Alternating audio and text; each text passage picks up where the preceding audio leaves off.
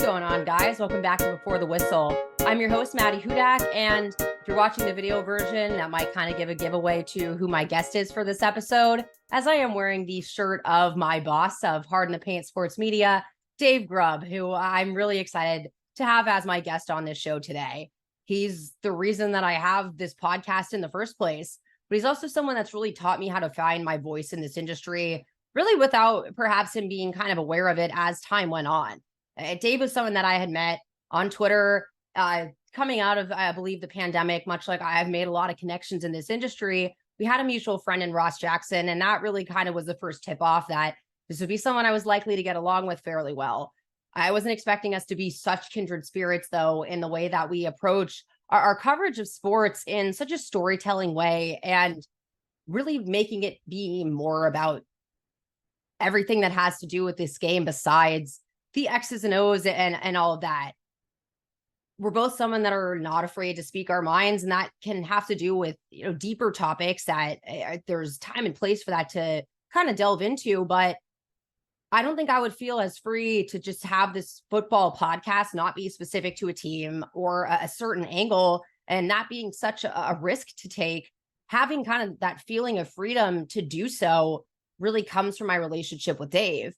It sticks out to me that I wasn't aware of this, that as I'm, waking up preparing for this episode, he had posted on Twitter that this was actually the 3-year anniversary of his radio show being abruptly canceled 20 minutes before he was supposed to go on air for that show, never getting the chance for closure in that aspect. And I've been someone that has been beat down. I've had things taken away from me. I've stumbled into multiple industries and seen a lot more failure before I had an idea of success.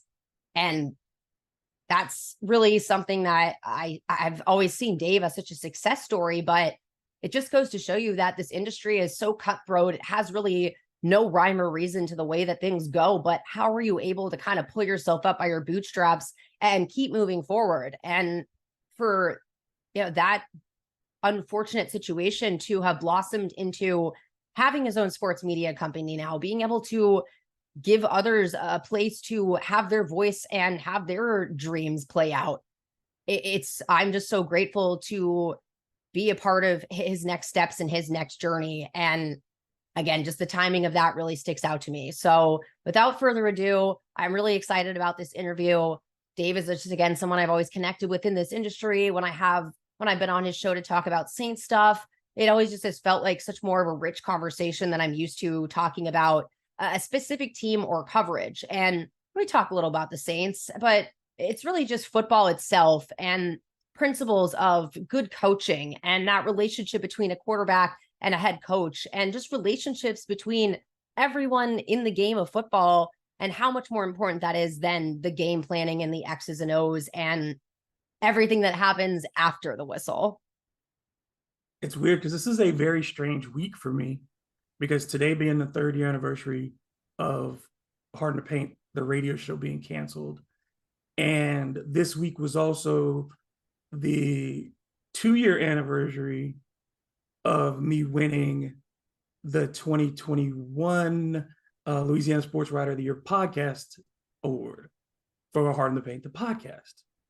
And so it's like this very bittersweet week, because you get one memory the next one day, and then the next day is this other one, but they are inexplicably tied together because, I'll never forget that morning. You're in the middle of the pandemic, and this is when I couldn't go to the radio station that I worked for because only essential personnel were allowed in the building, and I was a contract employee. So, I wasn't a company employee.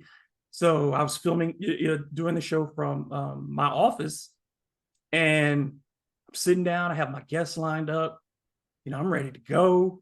I'm talking to my producer, like, we got about 20 minutes. Cool. And then I get a phone call. Like, why am I getting a phone call from, the station right now? And then, I'm thinking maybe my signal's not right. They want me to double check my audio. And they're like, we sold the station. It's not a sports station anymore. And you don't have a show as of right now. And so 20 minutes before you're going on air. Airtime. Yeah. And so, it was the biggest shock, because at that point, what am I supposed to do. It's like, the first thing was contact my guests. Okay, yeah, I'm not coming. Oh man, yeah. It's like you're free to go, but having to explain to them why was a little hard. The benefit was I didn't have to have a lot of time because I was like, I got to move on and get to the next person. And so I really didn't get to think about it at first until the showtime hit and there's nothing. And I was sitting at that computer and I just didn't know what to do.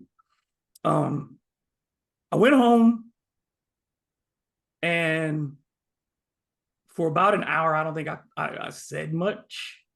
I didn't know what I was going to do because I'd worked so hard to get to that point. And it was a historic show. It was, nothing had been like that before. And I thought, if this didn't work, is it ever going to work? Which I think is normal, when you put that much into it. But I think that afternoon, I talked to my daughter, really. And she was 12. And, she's like, they don't know, Papa. You're good. You're good. You're fine. And, you can't. And I thought about it. And I just said, okay, well, then I'll just do it myself. They won't let me do it. I'll do it myself. And it wasn't even a week before Hard to Paint became a podcast. And at first, I didn't know what I was doing because I'd never done a podcast before.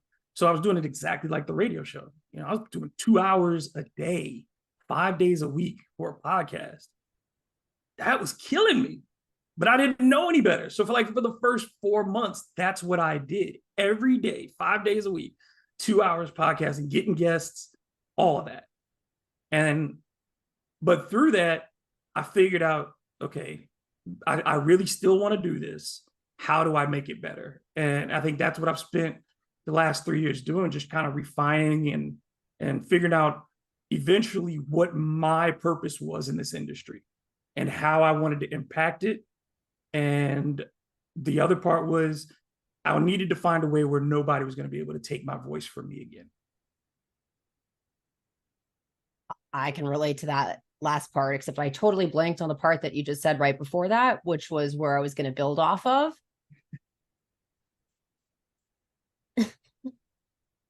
My purpose in the industry? Oh, no, I got it. Isn't this fun? No,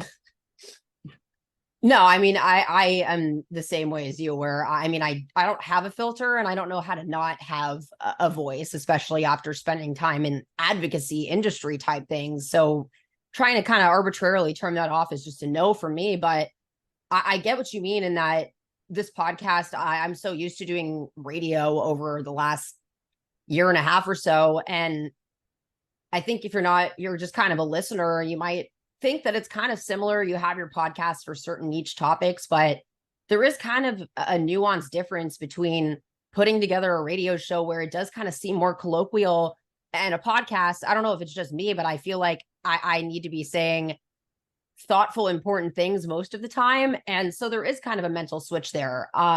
So how did you kind of retool your content eventually and streamline it into something that worked in a podcast setting versus the radio? Well, the thing that I realized is that I didn't need to do breaking news. When you do radio, you're covering urgent things all the time. Like this would happen yesterday. And you're also doing a lot of filler because if you've got a 2 hour or a 3 hour show, you are over talking the same points, because your audience is changing. They're not going to stay with you for the entirety of that time. So if you've turned it over every 30 minutes, if you think your audience is turning over every 30 minutes, there's certain points you need to re-hit again because they haven't been listening yet and you need to engage them. So you backtrack every once in a while to hit on some of the things that you've already covered. You don't have time for that in a podcast. It's all moving forward because people are giving you this amount of time and it's not on their radio where they're not switching the channel. They're not captive in their car in the sense that, when the commercials come on, they can move around. If they're choosing to listen to the podcast, they want to be able to go all the way through. So you have to make that compelling for that entire amount of time. And so I figured the thing for me, what am I best at? I'm best at interviewing and I'm best at storytelling. So let me find things that I care about in the world of sports that I want to talk about, and people that I'm interested in, and that I know I can have an engaging conversation. And I always say this, and I'll bring it up now, that you are one of the best question askers that I've really ever come across, because it's not so much like you're asking questions in any type of format. It just, your active listening coupled with kind of being able to lead the conversation in a way that makes sense, but isn't just because you want to hit on those points. Has that just been a byproduct of being in this industry for so long, or where did that kind of come from? And I also want to ask too, if you had a journalistic background heading into this industry, just because that's been a curious point of topic for me lately. I think I've always been a question asker. I was that, like you, when you're that kid and you're just like, please stop asking questions. Like, that one's not relevant right now. I'm a firm believer in why. People say, why? Stop asking why. I think why is the best question. Why is the best possible question? Because it forces people to explain themselves. And if you can't do it, it tells me you haven't really thought about what you're doing or what you did, those types of things. So I think why is an awesome question, and I've always wanted to know it. I do have a journalism background. I got to Wake Forest, and at first I thought I was going to be a business major. I took accounting, and I learned that I was not a business major. And I was fooling myself, because I think, like a lot of people, you're doing things because you think your parents want you to do them. And I thought my dad had an MBA, my mom worked in corporate America. That's how you get respect. So that's what I'll do. So I was like, I'm going to be a business major and a Japanese minor, and I'm going to learn international business. And I was stupid, because that was not me. And when you try to put that much energy into being not you, you're unhappy. So for 2 years, I was really unhappy. And I took a communications class, just one intro communications class. I said, might as well. And I fell in love, and started taking film and theater classes and writing classes and all those things. And the skills, the things that the professors kept highlighting for me. I remember we had one, and my professor said, you have this level of energy and improvisation when you are giving a presentation that most people don't have. And so that started planting a seed in your head. And then I had another professor who said, David, I think you're going to be successful because you don't give a fuck. And I was really surprised that he said that to me, because I thought he was being mean, but he was really serious in the point that if I felt it, I was going to say it. And he thought that was important if I wanted to be a journalist, that you had to have some level of lack of fear to confront bigger and stronger authorities. And that was me. So eventually I found my way to the campus TV station, Wake TV, and I started hosting Deacon Sports Week, which we would do this recap of Wake Forest sports for the week. And we had a partnership with the local NBC affiliate where they would give us their tapes, and we could re-edit them and do our voiceovers and things like that. So we got all their footage, and then we could create the show. And I was really bad because I was copying everything I saw on Sports Center. So I still didn't have a voice. I was trying to be funny and clever, but not natural. And I think I'm a funny person when I'm natural. I think I'm a clever person in general. But when you are trying to manufacture that and be somebody else, it doesn't work. And I was really trying hard at being other people. So television was where I thought I was going to be. And then when I got my first real TV jobs, I started as a production assistant and all those things, and worked my way in front of the camera. And when I finally got in front of the camera, my first job was at KLAX in Alexandria, Louisiana. And I was shooting on super VHS tapes. And most people here will have no idea what a super VHS tape is. It is exactly what it says, a VHS tape with slightly better quality. And that's what our station shot on, not digital tapes, nothing. And this is in the year 1999. This is not the 80s. We have moved on, not at this station. This was the smallest station in America. And that's where I cut my teeth. But I started learning that I hated television. I hated television because of the limited amount of time and the fact that they will take it from you for weather, for this, for a squirrel on water skis. You will lose your time in sports for anything in TV. It's the least respected part of TV news. And that drove me out. And I got in PR for about a decade.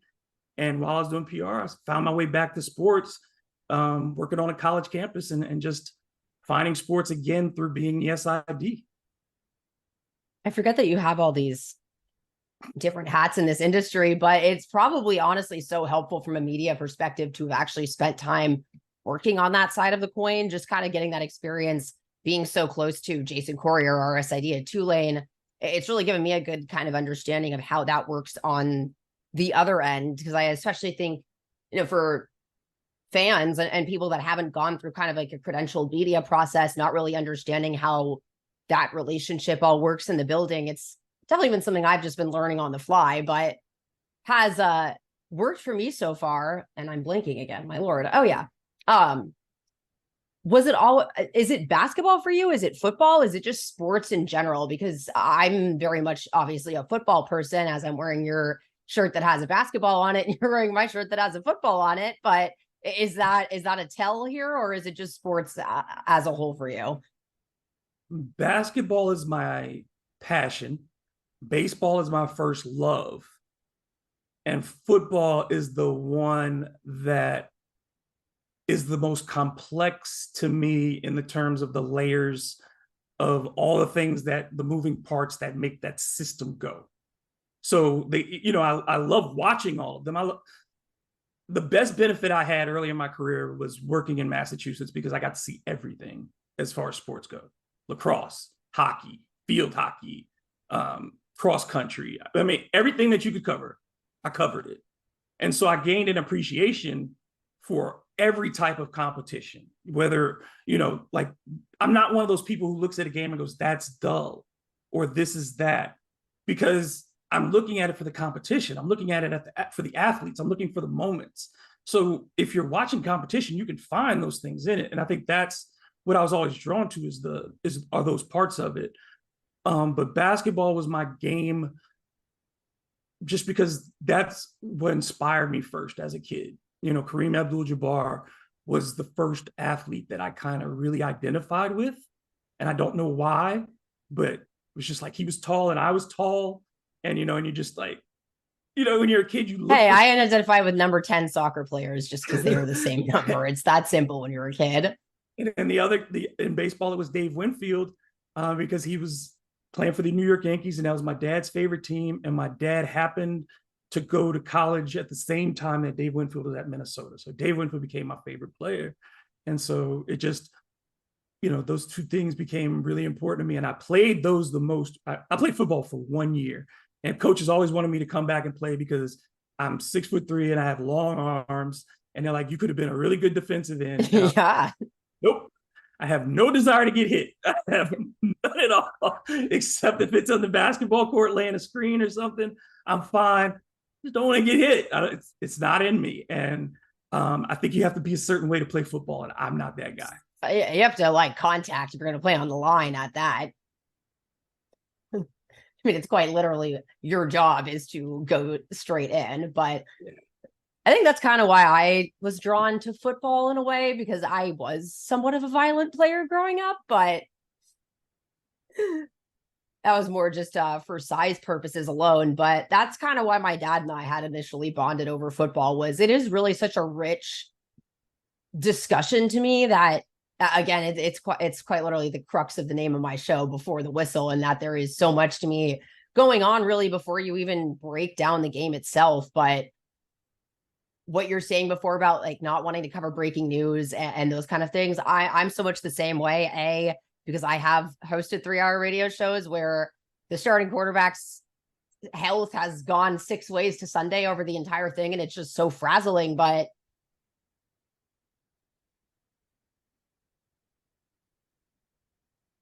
dear God, I'm having a day.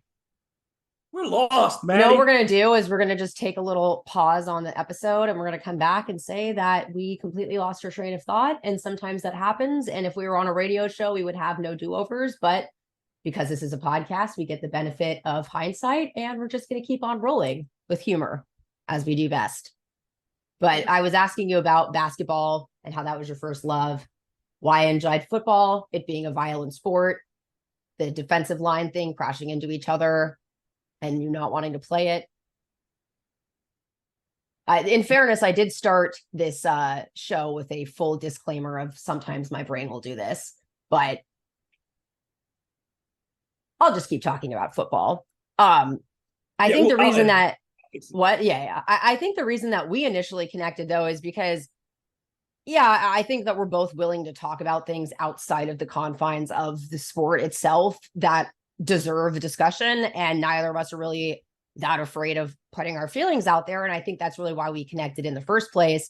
I have no filter, sometimes to a fault, but thankfully I've settled into a lane that allows me to do that on the show. But football to me, it does a disservice to just talk about the breaking news and those kind of things. That's where I was kind of going, where, on the radio, a lot of the time you're held hostage to current topics and hot takes and this, that, and the other. But there's so many things to me that aren't discussed enough. And that includes scouting, which, I don't expect everyone to do the scouting academy and work on it from that perspective. But just as there are a lot of sports media members that like specialize in the cap, and I'll be honest, that's something that I am never going to be able to tackle because there's too much math and numbers involved. And when I see numbers, it does not matter. I will say the only thing that has worked for me numbers wise is like a 3-tech, because it's attached to a word. And if I just write it out and it's not actually a number, I can put my finger on it. But what I've always enjoyed the most in our discussions is that it's almost a philosophical discussion about football a lot of the time. And that's really how I bonded with my dad growing up. And I think that's really where we've connected, I think, on our love for the sport mutually. I mean, in general, and I was telling this, anytime somebody asks me, why did you get hooked up with Maddy? Like, because again, relationship wise, we had no pre-existing relationship, and that we weren't operating in the same circles. We had never been in the same place at the same time. We had never been on the same show on the same day when I reached out to you for the first time. So it's that I think when you're in this business, you do kind of find people who are like you. You try to find those people who have a similar approach, if not the same. We're not the same at all, but we are similar. And I think we saw really early on that the way we looked at things was much more layered and nuanced. And that's not a discredit to other people, because I think that there's levels for all of these things, and there's places for all of these things. I think that you and I kind of just felt like the conversation had moved too far into this really narrow this or that realm. Everything was, you had to make a decision. There was no time to talk about it and let it marinate and say, I really don't know. I need to have an idea about this before I can make it a firm answer. And I think that part of it, the fact that you have always been interested in knowing more and not just having an opinion, and also been not unafraid to be wrong. Like, our observations are not, they're not perfect, and they are subject to the time in which we make them and the evidence that we think we have, the best that we have at the time.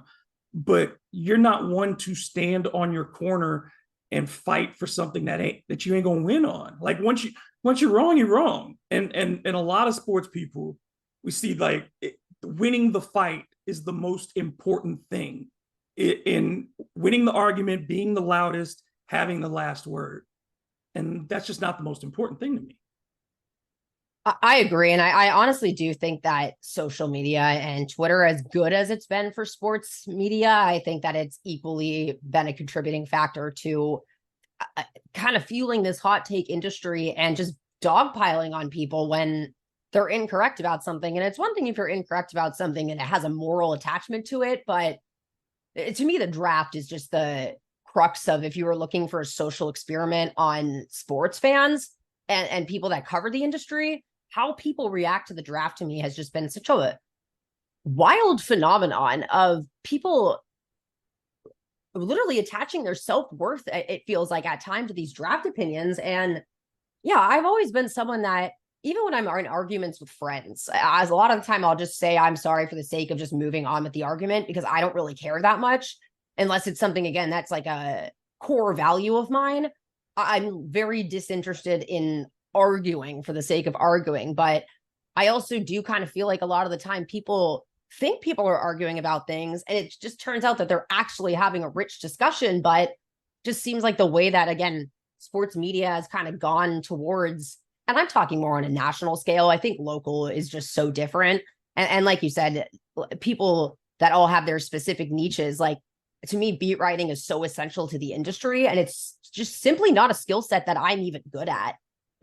I'm really bad at taking attendance. I know that I joke about that, but I'm in awe watching the systems that everyone have when they set out to the Saints practice facility. And even when I have my binoculars, by the time I look down and try to look back up again, I just get so lost. And it's not something I usually report on because I don't want to steal other people's work, but I usually just say I will defer to the people that actually took attendance. Is just not something I'm good at. But yeah, I can't help but kind of discuss things to a fault. And to me, I've had kind of a unique sports experience growing up as a Saints fan, because it was so much more than just the game of football, because I really became a Saints fan right after Hurricane Katrina.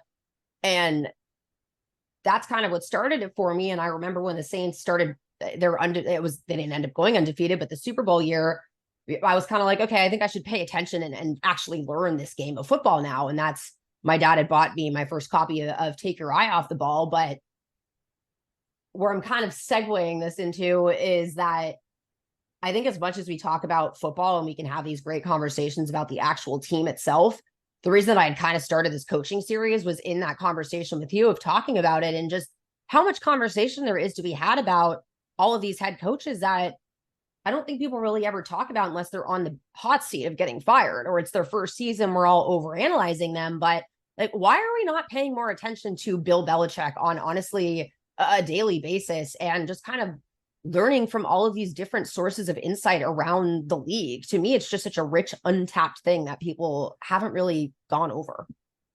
It feels like coaching has gotten more concealed, even though there are more people coaching than ever. Because I just remember, and maybe this is, sometimes your memory makes you see things that weren't there. But in my rearview mirror, I remember watching all of those films that were publicly available, like, on NFL films, they'd show Paul Brown teaching offense, or they would show Bill Walsh teaching offense, or you'd see Don Coryell teaching offense. And I watch those all the time on YouTube still. Yeah. And just, breaking down these very simple concepts of passing or blocking and these things. And now, because, coaches still do clinics with each other and still share information, but it just seems as if the competition between coaches and the creation of, like, we have lost the persona of coaches. Yes. Coaches used to have identities and they used to be characters. And we have so fewer of those now. I think if you go across the NFL and you ask me how many coaches are characters outside of Sean Payton and where are we going? Pete Carroll? Yeah, I guess. You know what I mean? Like, but if you're looking for someone who doesn't look like they were taken out of a box that says coach, the NFL is not where that is anymore. I mean, the teams reflected their coach for the longest time. You know what I mean? Like, my growing up with the Saints was first with Bum Phillips, and then with Jim Mora, and then with Mike Ditka, and all these things. So those coaches, and all of those were big personality people. And then you saw this shift where it became the corporate coach, the younger corporate, didn't play. I don't say anything. I live at the facility coach. The John Gruden types who even had, just because of his look, he had a personality, but he really didn't have a personality. You know what I mean? So it's like, I think that changed a lot. And I don't think we know, there's not as much, it feels like, philosophy in coaching. It's more, it seems like it's becoming much more of a math problem.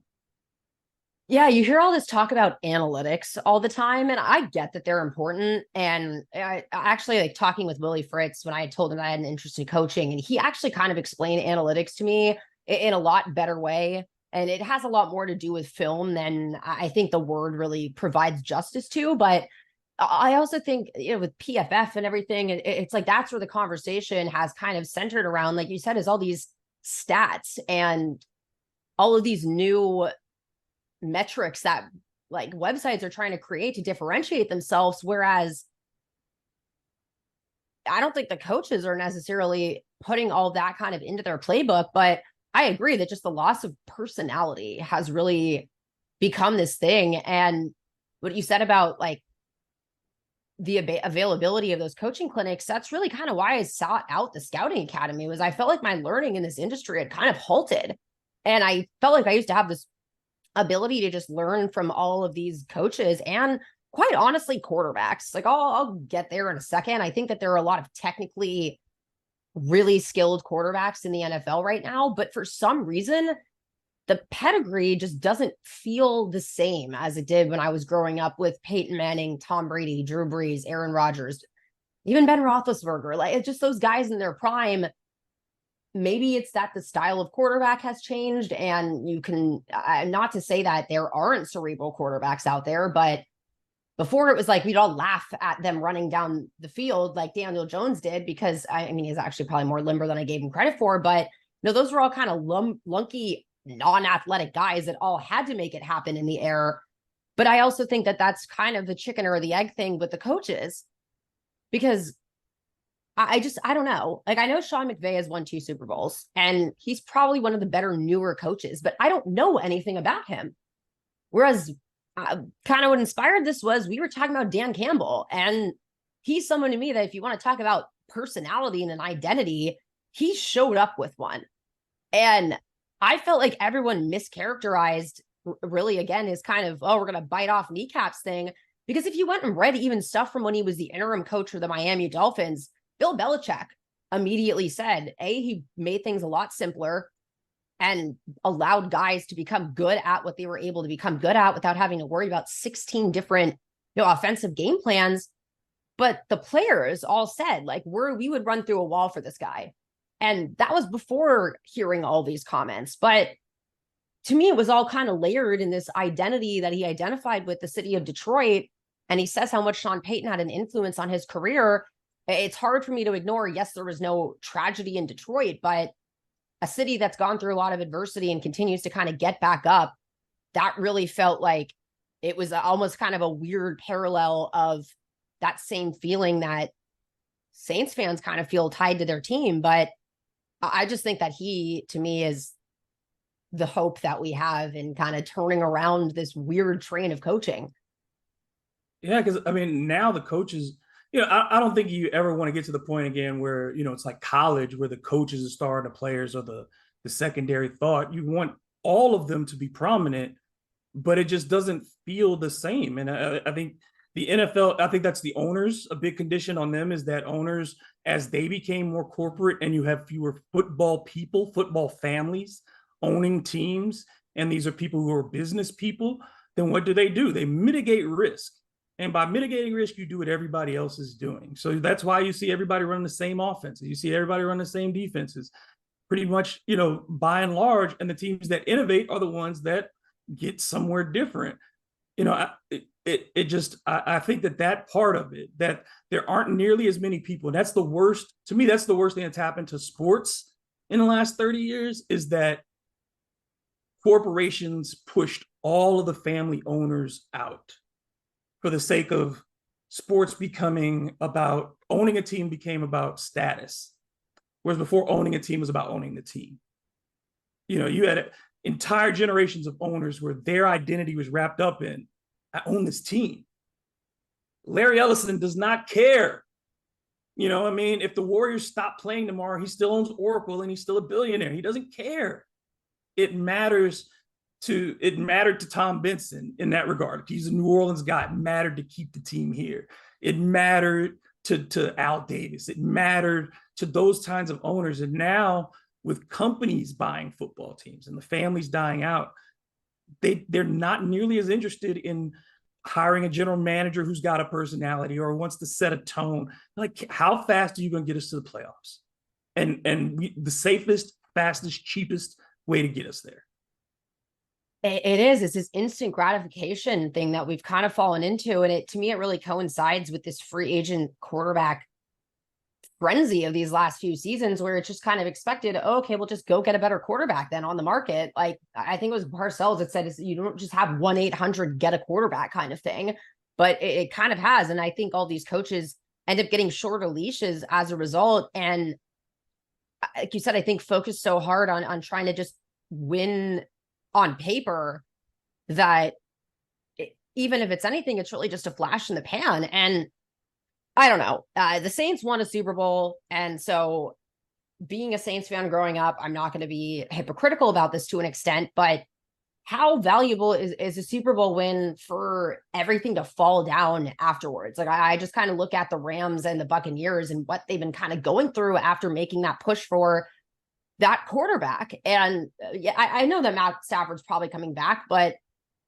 maybe he's not the same with that injury kind of thing. But it also kind of shows what the risks are in picking someone that's really towards the end of their career. Is that, I don't know, to me, it just kind of is a stopgap. And the rookie quarterback contract is so valuable to me that it's just really bizarre to see this many teams kind of do that. But it does kind of feel like there has been no innovation lately outside of like Mike McDaniel and what he did with Deebo Samuel and what he's able to do with the run game. And now in Miami, I just keep thinking about whenever Sean Payton and Bill Belichick would play the Saints would play the Patriots. And it was such an exciting week of just, ooh, like, I wonder who's going to out chess match who. And all these books I read about innovation happening, I don't really know what's innovated in the last few seasons other than this kind of new style of coaching. But I don't want to get too like deep about this, but it's hard for me to look at situations like Cliff Kingsbury and all of the leashes that he kind of got when you look at Steve Wilkes, that was in that exact same situation and was given absolutely no rope to fix it with, including a GM who was arrested for a DUI and all of this, and is stuck with Josh Rosen, who he didn't want. Like, it could be its own podcast episode, but diversity in a lot of ways. I know that there's this new push for women in this industry, but like, do I think I have a pathway to becoming a head coach? Probably not right now, but I think we are kind of running into this lack of diversity of opinion, and even just by a product of it all being young guys now that have no experience playing the game. That to me is just as bad of a diversity issue as all the other things. Yeah, I think you want a mix all the time. I don't think there's ever a good workplace where it's too homogeneous. You know, you want as many different kinds of people as you can find who are capable of doing their jobs around you, because that's the only way you get innovation. That's the only way you get new ideas, is by having people who stretch you. And I think that, you know, yeah, this conventional thinking of how you hire, and then even when they do these initiatives to bring new people in, like you see they have the apprenticeship program for minority coaches and also for women and things like that. And but where are those destinations? Because are we really going to see a football team hire a woman as an offensive coordinator or a defensive coordinator anytime soon, or as a position coach? We haven't seen it. We haven't seen it. So, and for all these Black coaches who have been in these apprenticeship programs, the hiring still hasn't changed. And we see guys getting hired every year. They didn't go through any apprenticeship programs. They don't have any experience, who still get hired. So you created a system that doesn't even really encourage diversity, because it makes the diversity seem like something abnormal. It makes, you know, that's my biggest problem with the Rooney Rule and things like that, is that taking a team's draft pick or rewarding a team for hiring a Black coach or a woman as a coach or whatever, rewarding a team for doing that. Why are we rewarding people for hiring people? Like, you're supposed to hire good people, talented people. And all that Black coaches ever asked for is the opportunity to be really legitimately considered. And that's the same thing that women want. And when you get the opportunity to give me the fair shake, if you gave everybody else 3 years to do it or 4 years, then why are you giving me 1? If you gave everybody else this budget, why are you giving me less? If you went out and signed free agents for him, or why are you hiring me knowing you're going to tank this season, fire me, and then go get a different coach? That happens to Black coaches more often than anybody else, even though statistically, and people can go look this up, the overall winning percentage for all the Black coaches in the history of the NFL, yes, it's much smaller, is still statistically higher than it is for all the white coaches in the NFL. Yes, again, the numbers are going to bear those, but that shows that Black coaches who have gotten hired, by and large, have at least been on par. So there is not really, I don't think there's no difference. And I think that's the thing, is people presume that because you are this coach, then you are going to act a certain way. I think people think if you're a woman as a coach, you're going to treat players a certain way. If you're a Black person as a coach, then you're there to communicate with players. You're there to understand the players. You are automatically a player's coach. You're not viewed as a tactician or a disciplinarian or any of those things. You're viewed as the guy who communicates. And I think those things, those barriers, those perceptions are only reinforced by the NFL when they make bonuses or penalties, rather than saying to owners, like, your job is to get out of your office and meet people. Yeah. You're never going to find anything new if you never go meet people. And I think that's on the ownership and the general managers, is that their Rolodex has 5 names on it, and that's all they're calling. Yeah, it's interesting to kind of think about that now, because you're right, and that it makes it turn into such a tokenized thing. But I get the point of it to start off with, but it does just kind of seem like, okay, well, we've done nothing else to improve this, so we're just going to keep this compensatory formula. Yeah, I'm missing a syllable there, but yeah, like, we haven't really gotten anywhere. Like, I appreciated the commercial during the Super Bowl of the woman playing football, running around the place, and then it's saying, we support women in this industry, but where? I'm gonna not touch that one with this, because that one will go down a rabbit hole. But yeah, I mean, they have these like women's summits, but like you said, how do you find out about them? What's kind of the access? And that's what led me to seek out the Scouting Academy, was, okay, well, I'm going to try and at least differentiate myself in that aspect. But as much as the X's and O's have been so important to me, I think the reason that I've taken such a long time going through it is because I am interested in the philosophy to a fault. Like, if I'm learning about a new player that's in a new system, it's not just good enough for me to focus on that player. Now I have to go down this rabbit hole and learn this entire new system. But it's kind of given me a leg to stand on that I otherwise wouldn't have had. That being said, you still have to have a personality, which is I think all this kind of comes back to. And even if I became this kind of wizard X's and O's person, you still have to be able to present that in an entertaining way. And in that same kind of light, what I found interesting, I had gone back and I had meant to talk about this on my episode that I forgot, but when I had written this thing about a campaign for Sean Payton being coach of the year in his final season with the Saints, considering all that happened, the NFL had done a survey during COVID, because it was the first time since 2011 where they had the lockout that players weren't able to access their coaches, and asking these players, like, what makes a successful NFL head coach? And all of their answers are listening, communication, connectivity, honesty, gaining a player's trust, leadership, consistency, organization, loyalty. I just got to scheme. And that's like 6 players down. So it's interesting to me that the players have been asked and answered, including Demario Davis, who said, a leader of men, detailed in the playbook, and a competitive will to win. That to me isn't even, he needs to be a wizard. It's attention to detail kind of thing. And to me, that's just kind of a blaring red flag of all of these things we see of, this guy is an offensive guru. He's a wizard with this, that, and the other. Okay, but what is he like as a person? What is his connectivity levels like? When I talk about women having a place in this industry, I think that it can kind of become this, women's touch emotional thing. But I'm almost leaning into what's normally considered a criticism of that, because I think that there is an emotional, personal touch missing in sports at this point. Yeah, players are screaming for more humanization. They want to be treated as people and not cogs in this machine. And the only way you can do that is by increasing the capacity of the leadership around them to do so, to be responsive to their needs as employees. Just like at any office, you see where there are people who spend a lot of time on what is the atmosphere in our building? What is our company culture? When we talk about culture, and it's not just the way you go practice, and it's not the way you go play, it's how you feel when you walk in the building. Are we do you feel like you're part of a mission-oriented organization, or do you feel like you're in a place that's just there to be open? And and you look at teams, and we see teams that every year, let's take the Arizona Cardinals, for example. Year in and year out, we kind of have an idea that the Arizona Cardinals are going to disappoint you because we feel like they're not a serious organization. That Bill Bidwell, the Bidwell family will not do the things that it takes to sustain winning.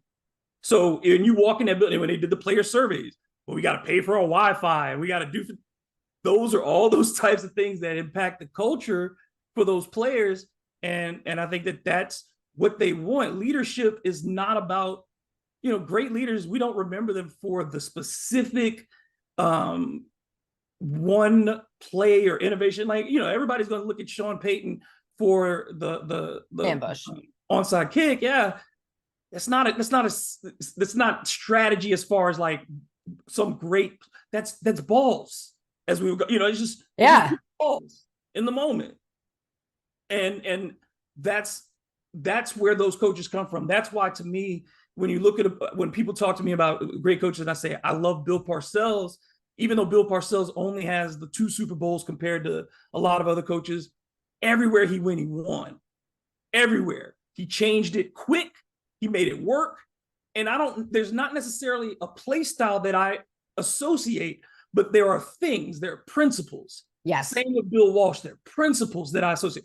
When I think of Mike Tomlin, principles, those are the things. The reason Sean Payton was able to endure for 15 years, 18 years in New Orleans is principles.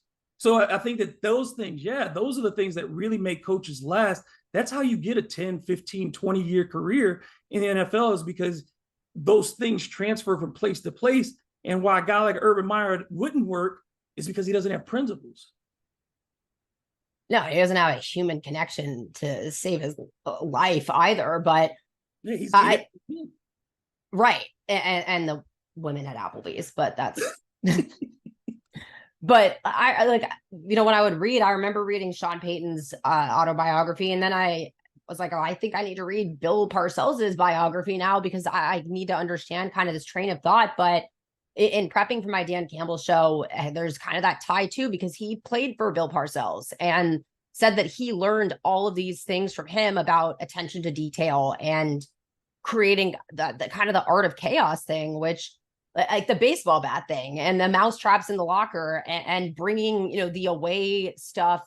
Like the Saints bring all of their locker room smoke and everything to away games. Like, I don't know why other teams aren't looking at that and copying it, because to me, it really is all those small attention to detail things outside of the game of football. Because at the end of the day, I think all these guys are good at playing football. I think everyone's good at scheming. I think that there's only so much differentiation you can get in that regard. But can you get your team to use the Lions, after winning 0 games all year, in week 13 on a 4th down call at the end of the game, to actually pull through and win it?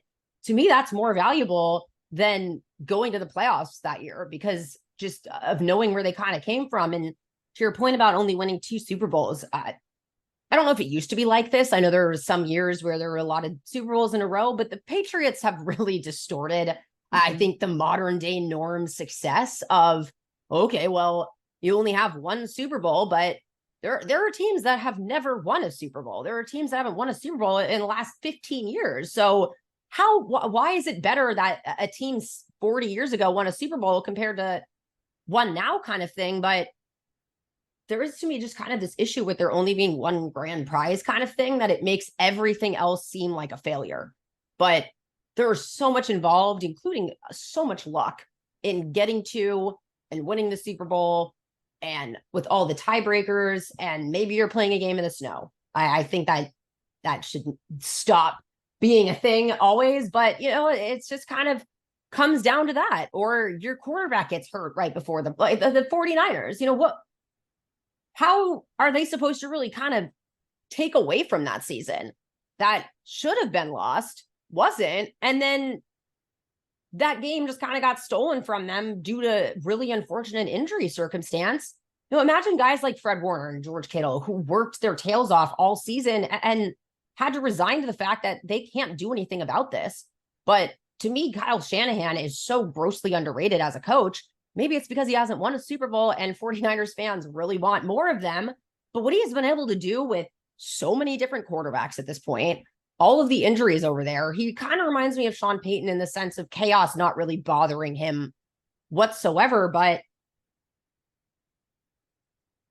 it just might be a San Francisco thing. I don't know. They're so used to success that whenever I go home, like I'll be in the car with my dad and they're just screaming about Kyle Shanahan. And my dad gets angry about it. He's like, I don't get what the deal is here. And he grew up a Browns fan. So he's like, this is truly nothing to be complaining about. But maybe maybe it's the issue of expectation, I guess. But I don't know.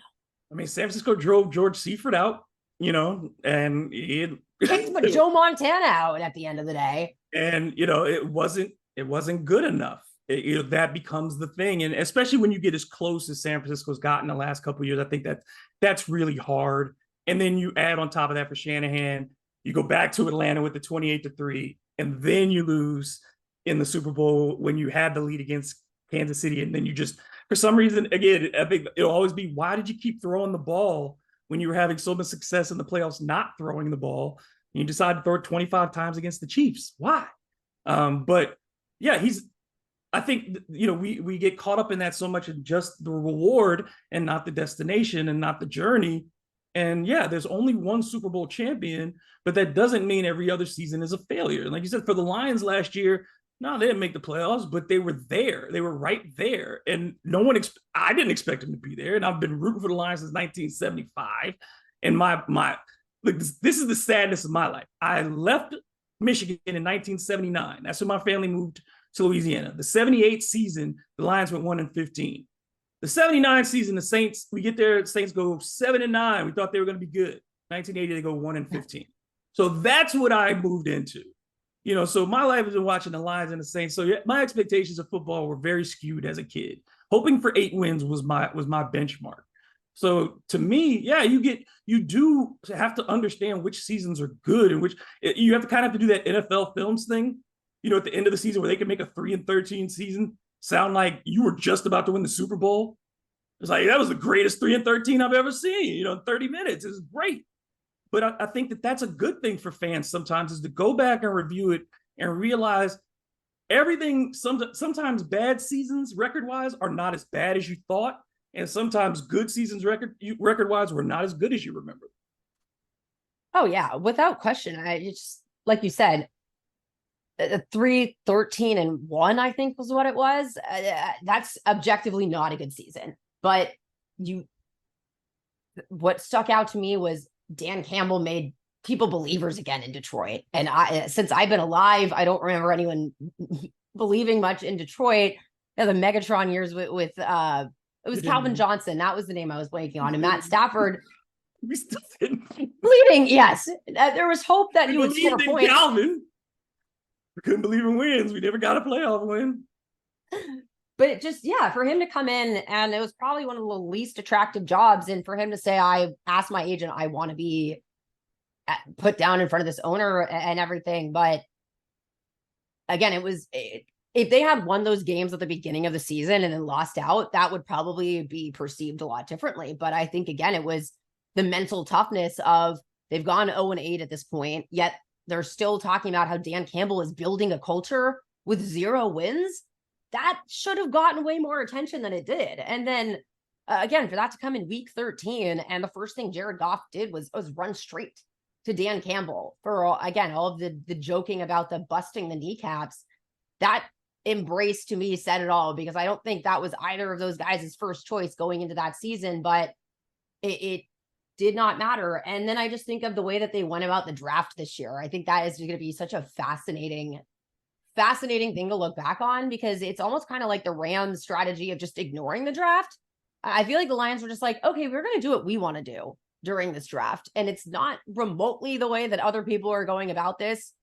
But by the end of the draft, I remember people kind of walked away impressed by Detroit. So I think that we are just kind of scratching the surface of Dan Campbell and what he's really able to do there. But what also sticks out to me is he's not so much of a control freak, and seems to give his coordinators and everything just a lot of space to breathe. And as much as we talk about these guru coaches, I think really the best ones are kind of the crisis management guys that are dealing with the culture and the environment, and yes, like the attention to detail, but it's more that they're shaping the mentality and then letting people they've hired guide the ship on the field.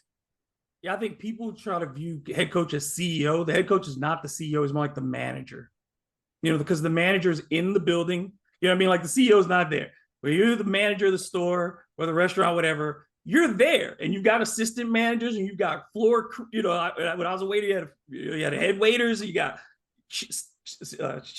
top chefs, and all your stuff and your staff.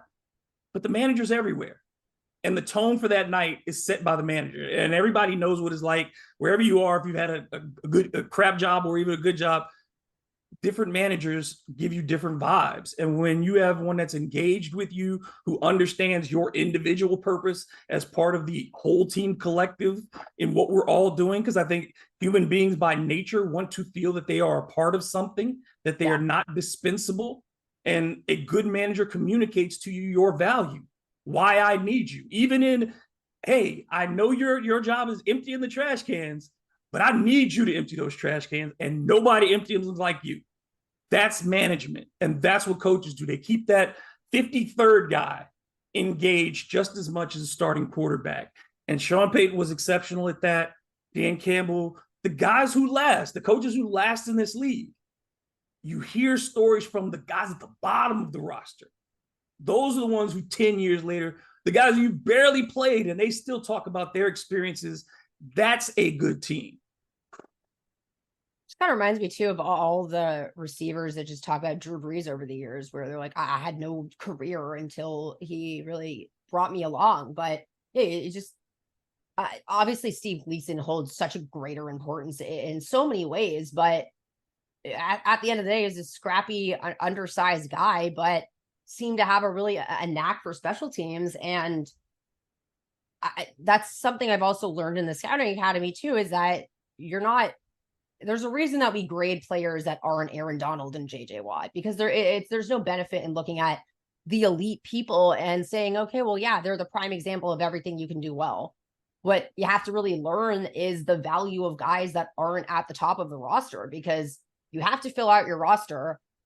Yes, versatility matters, but you are going to have a lot of guys that can really only play one box. And if they can play that box really well, then maybe they are worth keeping around on the roster. But yeah, just having the sense of mind and the presence there to go that far down the roster, I do think requires a level of comfort.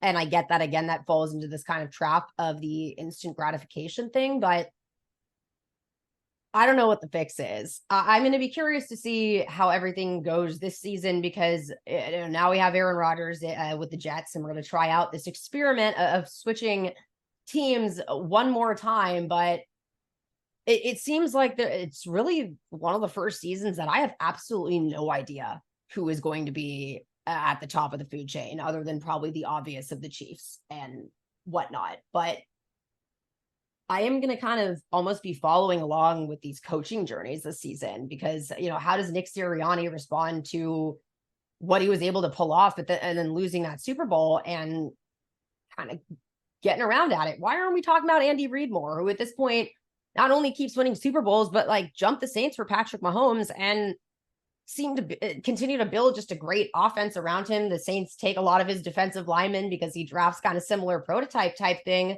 Doug Peterson down in Jacksonville, I don't feel like he's gotten nearly enough attention for unbreaking Trevor Lawrence from what Urban Meyer tried to do.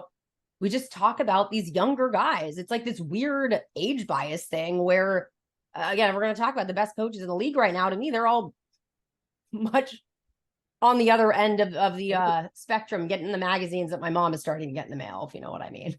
And they're not, outside of Sean Payton, who we view as an offensive guru. Yeah. But even with that, Sean Payton's got a history of failure too. He was a guy who, before he got the Saints job, again, people were loud before he got hired talking about they took the play calling away from him in Dallas or with the Giants too. And it was like, so, he had these situations where you questioned him. But what was he that was different?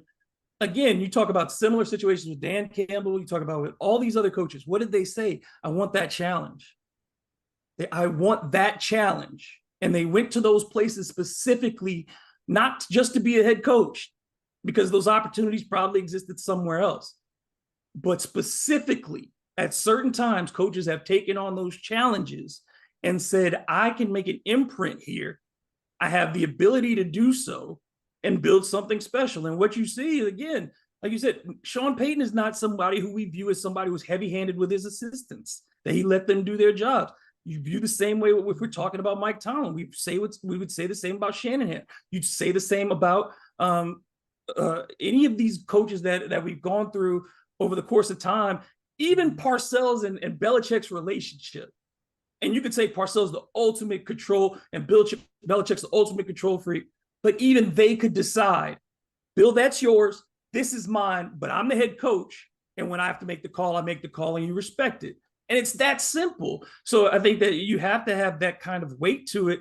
It's not a trick. It's not about how smart you are. It's not about how many plays you know, how thick your playbook is. Even with Andy Reid, he had the best playbook in the league when he was with Philly, but they didn't get over the top. But he had that team still every year in the NFC Championship game. He gets the right quarterback and the right other things to go with Kansas City to make those visions realized, but he didn't change. His plays didn't change. His attitude didn't change. Who he is as a coach didn't change. He's consistent. So, I mean, it's not, I think you add wrinkles based on your personnel and that's innovative or whatever.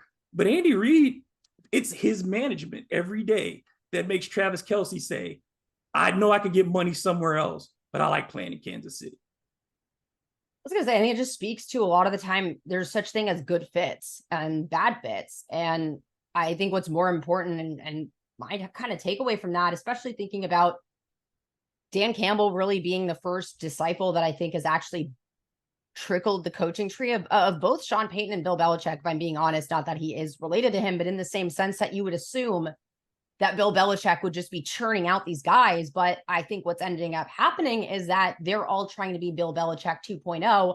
No one's very good at doing that besides Bill Belichick. And I just don't think a lot of coaches are themselves enough just to be themselves. No, try to be the mentor. I think while mentors are important, you have to jump out of the bird's nest, for lack of a better term, at some point and really get your own convictions. I think having courage in your convictions and having the balls to actually move forward with those, that's where you see things like ambush happen. But that's also where, because you'd say that Sean Payton probably is somewhat of a control freak as well, but knowing how to delegate is super important. But you just see all these guys come out of the Belichick coaching tree and I think kind of try to be these disciplinarians, and it just doesn't work because you have to have something to back up being that way. Like if Dan Campbell had gone into Detroit and tried to be like a drill sergeant, I don't see that blowing over well in the same way. That ain't who he is. It would ring false.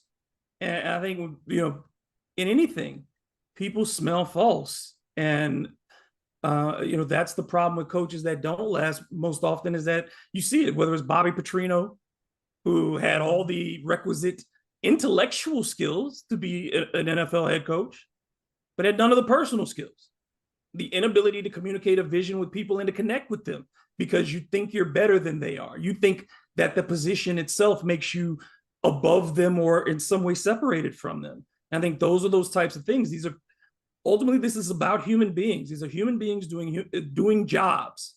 It's not just putting electric players on the board and turning it on and watching them move around until they stop moving. These are human beings. So it's a workplace environment that needs to be set and a tone that needs to be set, and people need to feel comfortable. And I know people say, well, you get paid too much money to think about being comfortable. It's still your job.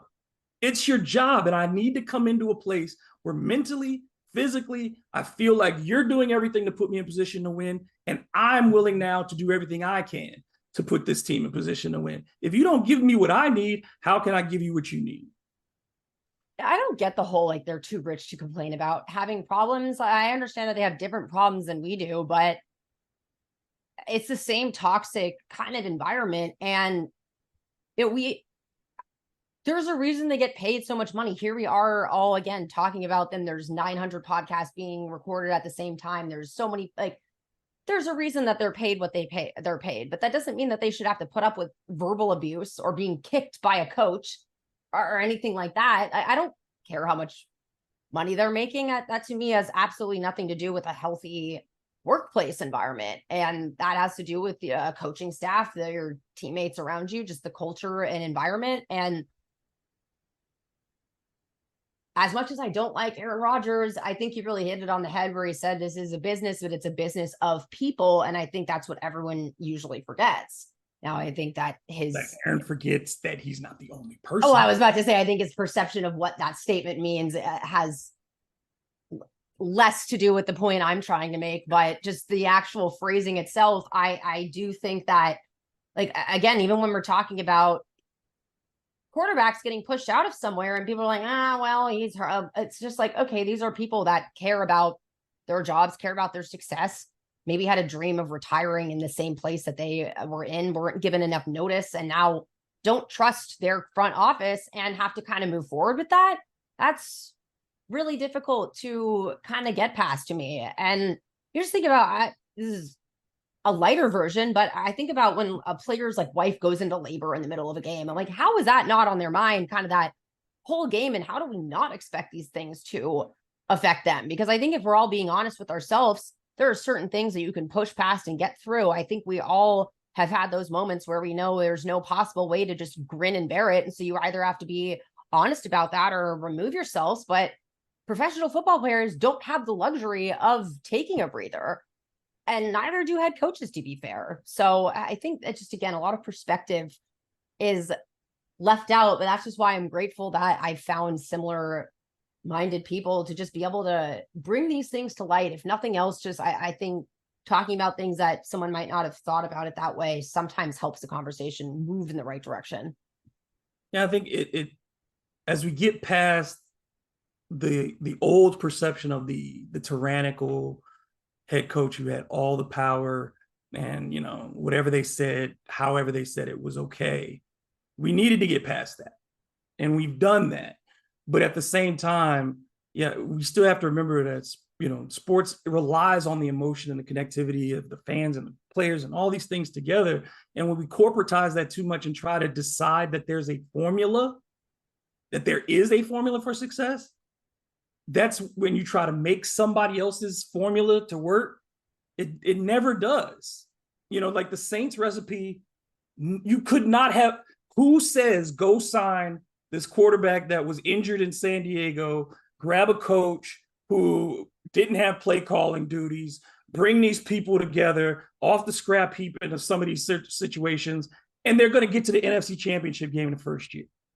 That formula doesn't make sense. You would not, as a GM, plan that. So, you know, there is no real, the way you do it is by giving people who you trust the opportunity to do their jobs. And sometimes it works and sometimes it doesn't. But what we see in the case of a Sean Payton, Mike Tom, all these people, Pete Carroll that we talk about, they've been all those places for more than a decade and they've had some tough seasons. But we talk about Mike Tomlin never had a losing season in Pittsburgh and people want to get rid of him. Yet people were tired of Sean Payton at one point. We're like, we'll let him go. We'll let him go. They went 7-9 2 years in a row. Well, what were you going to get that was better? What's out there? We're seeing. You wish you had Sean Payton today. You know, hopefully Dennis Allen does better, but you remember now what that value was. When Don Shula got pushed out in Miami, yeah, it was probably time, but don't disrespect the 30 years that man put in to build that organization as you know it. And to say, you know, like with Jimmy Johnson, all these guys who took that opportunity and reshaped franchises, it took them all a while to do it, and they all did it in very different ways. I don't think there's a consistent approach, but there are consistent threads of activity in those groups, but they all did it in different ways.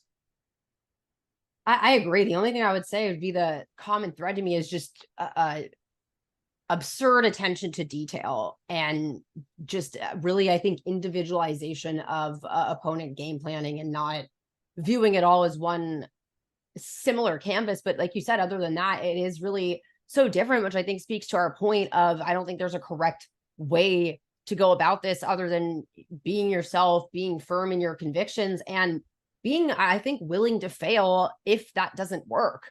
Because yeah, you could probably buy yourself 2 or 3 more years if you try to kind of conform and just manage things. But I don't know, for me, if I'm a head coach, I'm trying to leave a legacy and do something special, and going by the book is not the way to do that. But I would rather swing for it all and miss than, again, just try to maybe get in the wild card spot to placate the fans. Like I don't want to be Jeff Fisher. I don't want to be 9-7, 7-9, 8-8, 10-6 every year.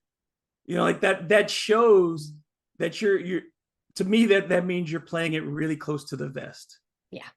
You know, like yeah, because risk means sometimes you're going to end up 7-9. You're going to end up 6-10. And like injuries happen, all those things happen. And you just, I think I respected Sean Payton, like you said, during that season, because he adapted. He changed his offensive philosophy, changed even his defensive philosophy a little bit, and allowed some things to happen that weren't typical, because he's like, we just got to win. We got to compete, give ourselves a chance.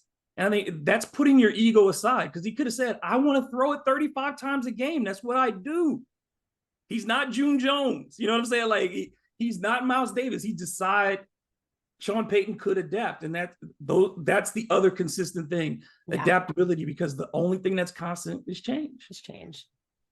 And chaos. I just think not just adaptability, but the ability. I'm not saying that's something that every coach should be able to handle, because I think that there are just some people that are better in crisis than others. But if you do have someone that can calm the chaos, or at least not be fazed by it, to me, it's just as valuable on top of adaptability. Because yeah, I mean, you just think about how the offense changed, how they kind of implemented a little more play action to get receivers involved that weren't very good, and dealing with Drew's arm towards the end of his career. Like you said, a lot of coaches would have just kind of kept trying the same thing and failing, or moved on from Drew Brees, but they found a way to remain extremely competitive, albeit the last season being what it was. But that was also, its own beast of injuries that ultimately took him out of the league. But, the criticism of his last few years of noodle arm or whatever, I'll still take noodle arm.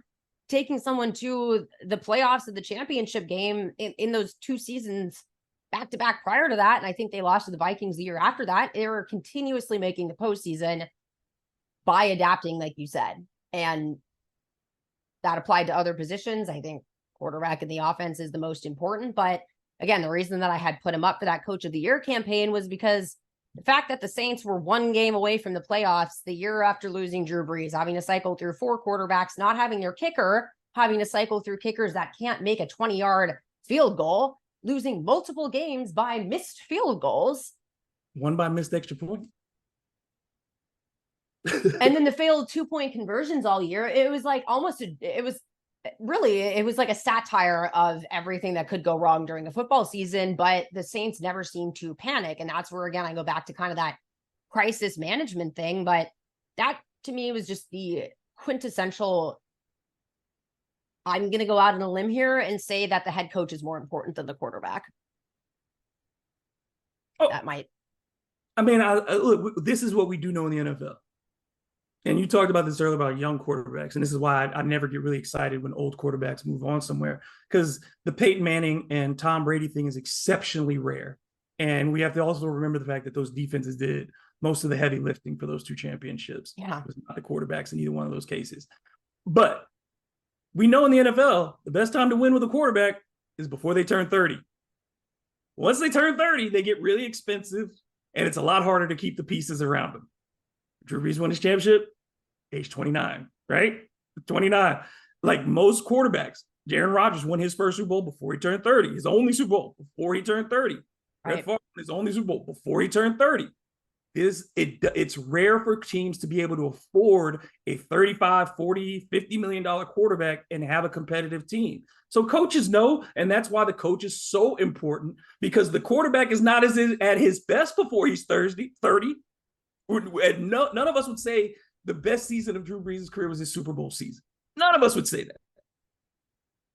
But that's when they were able to win because they had all of the pieces they needed around him. You had the best running game in the league that year. You had dependable wide receivers at every 1, 2, the slot, off the bench. You had tight ends. You had a line that was as good as any in the league. Defensive line that did its job. You forced turnovers. You had exceptional play in the secondary. You had special teams covered. That's coaching. So you could have taken Drew Brees off that team and no, they wouldn't have gotten to the Super Bowl. But if you had a league average quarterback, that still would have been a very good team because of the coach. And if you take away Sean Payton, I don't think they're making it to the Super Bowl. They're certainly not winning it because no one else is making that call at their first Super Bowl ever. Joe Vitt ain't getting that done. With a rookie punter, like genuinely, it's Joe Vitt wouldn't get that one done. Well, then a perfect example, you think about the season that Sean Payton was suspended. Absolute disaster, absolute disaster. I don't think I watched that year. And that if you literally want to look at it, they had Drew Brees that whole year, but it yes, they also lost Joe Vitt and a lot of other players. I'm not going to act like it was just Sean Payton, but that to me really said it all. But I'll say this, and just to be real quick about it. To me, the problem with that season is because Sean Payton wasn't there, he couldn't control Drew Brees.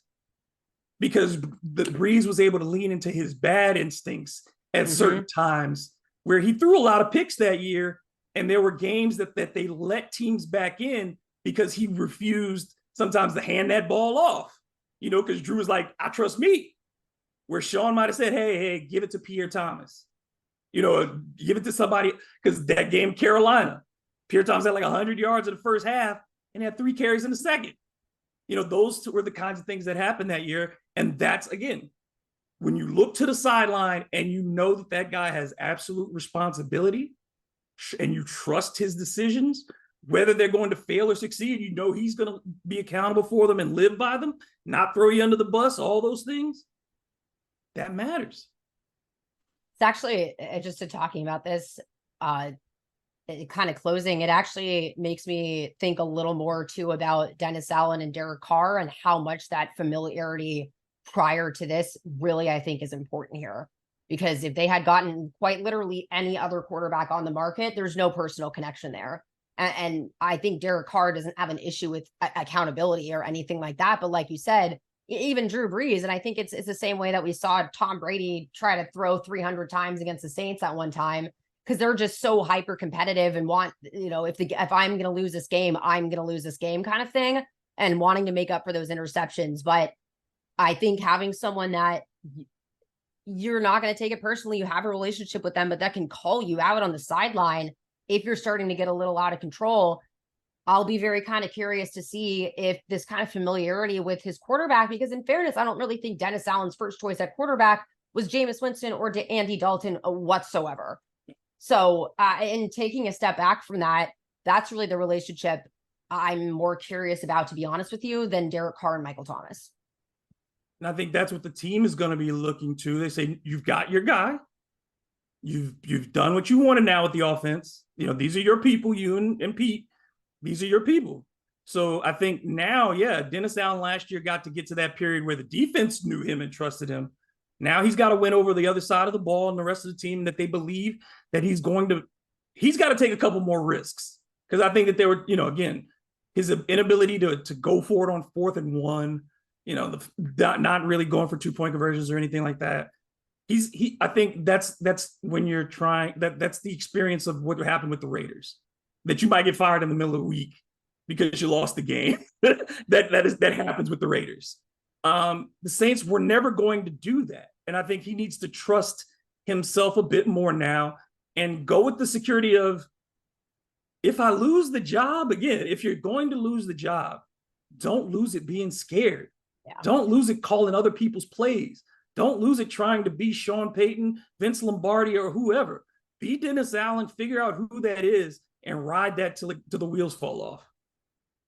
All right, guys, I hope you all enjoyed that interview just as much as I enjoyed having it. And really, the word interview, I think, doesn't even do justice, because it was just such a genuine, natural conversation with someone that I refer to as my boss, but that's barely how I think of him. To me, he's just a guide, a mentor, a friend, and just such a fellow mind in the way that we look at this game and look at the people inside it and how much more important that is to me than analyzing the game at times. Is for me, at least in this industry, as much as I love the game of football and have spent at this point months and years at this point taking the time to learn the scouting academy and really dive into those concepts and not just try to kind of breeze through it, I found that this has so much more to do in this industry with the people around you, talking about players like they're humans and not robots that are set out there to run a specific stunt or twist on the line. And that's the end all be all of the discussion about them. And just how much things like coaching really matter. And what is it about coaching that matters? As for me, as much as I pay attention to the Saints and from a college perspective, Tulane, I also really look at kind of just trends and how football itself is kind of going as a whole. And it sticks out to me that I have all of these books on my shelf of innovation and this chess match of the evolution of the game of football over the last century or so. That to me has really kind of come to a standstill. And, I'm not really seeing any creative, innovative plans on really offense or defense outside of having a very prolific quarterback at the helm. And I think as we're kind of learning and as we discuss going through all of the quarterbacks of the past, I think that there are still very good quarterbacks out there, but it just, the league feels a little more clinical to me than it used to. And that's why I wanted to highlight someone like Dan Campbell, who is absolutely the last person you think of from an X's and O's standpoint. But I think that he has been more impressive in Detroit with the record that he's had these last few years than some of these coaches that have gone in and had that flash in the pan immediate success, because it doesn't feel like there's a culture or an environment built after the fact. As much as wins and that ultimate Super Bowl title mean, I think the culture and the environment are just as important.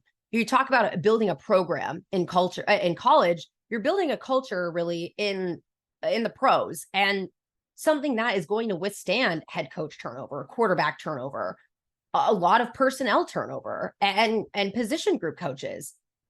That you have to have some sort of foundation built there, and scheming is not going to fix that. So I hope that's really what came through in that conversation. It's one that I kind of went into with no game plan, because that's kind of how this podcast has gone. But that's also really, I think, what makes for the best conversations with people that you're very comfortable with and view a sport from a very similar lens. And again, I'm just grateful that I'm able to continue to have these conversations and resonate with you guys, especially in the off season where, again, this is really kind of a free opportunity to explore some things about football that have always piqued my curiosity. And hopefully I can get you guys a little curious about these things as well. So I'll be back on Tuesday. I'm going to be continuing my coaching series, most likely, in case something really astronomical happens over the weekend, but hoping for a good holiday weekend heading into this 4th of July, on which my episode will come out then. And this is just, again, my personal thanks to Dave for giving me this space to do so on Before the Whistle.